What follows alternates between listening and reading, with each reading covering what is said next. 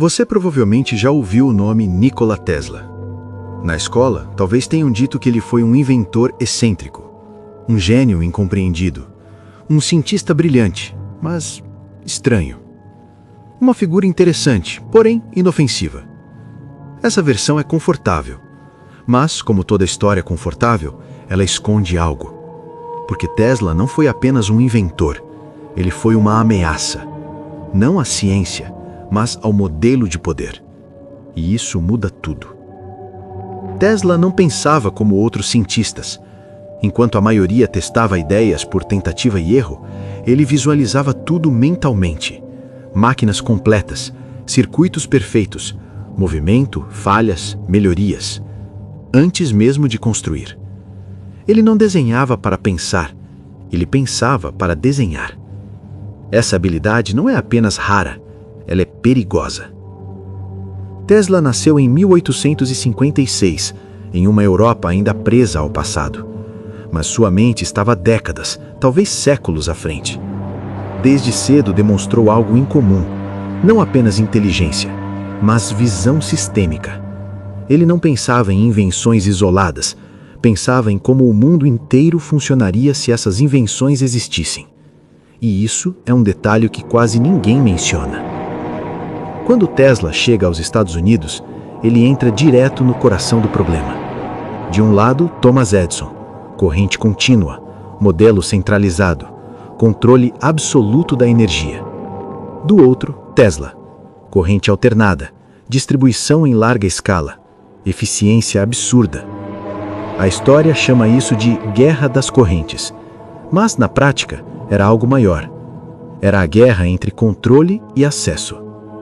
Edison não vendia apenas eletricidade, ele vendia dependência. Usinas centrais, custos altos, monopólio técnico. Tesla propunha o oposto. Energia que podia viajar longas distâncias, com menos perda, mais eficiência, menos controle central. Isso não era apenas inovação, era uma ameaça direta ao lucro. Historicamente, Tesla venceu a Guerra das Correntes. A corrente alternada é usada até hoje. Mas ele perdeu algo mais importante, o controle do que sua tecnologia se tornaria. Porque vencer tecnicamente não significa vencer politicamente. E Tesla nunca entendeu, ou nunca aceitou esse jogo. Tesla não pensava em cidades, pensava no planeta. Ele falava de um sistema energético global, uma rede invisível, sem fios, sem medidores individuais. Energia como um direito natural. E aqui você já começa a perceber o problema. Porque um sistema assim não gera escassez. E sem escassez, não há controle. Quando Tesla começa a falar de energia sem fio em escala global, surge o investidor perfeito, J.P. Morgan, um dos homens mais poderosos do mundo. Bancos, indústria, energia.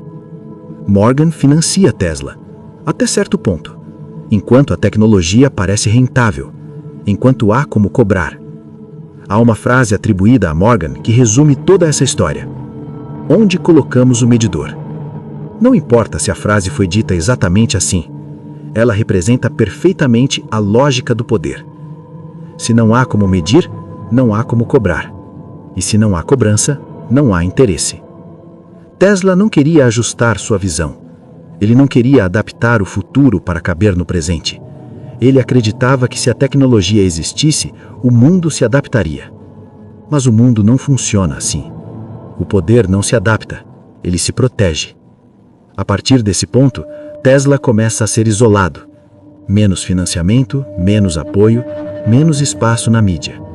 E, curiosamente, começa a ser retratado como excêntrico, instável, estranho, visionário demais. É uma estratégia antiga. Quando você não pode destruir a ideia, desacredite o mensageiro. Tesla não fazia marketing, não vendia promessas vazias, não simplificava ideias para agradar investidores. Ele falava do futuro como quem descreve algo inevitável. E isso assusta, porque o futuro inevitável não pede permissão. Mesmo sem apoio, Tesla continuou criando.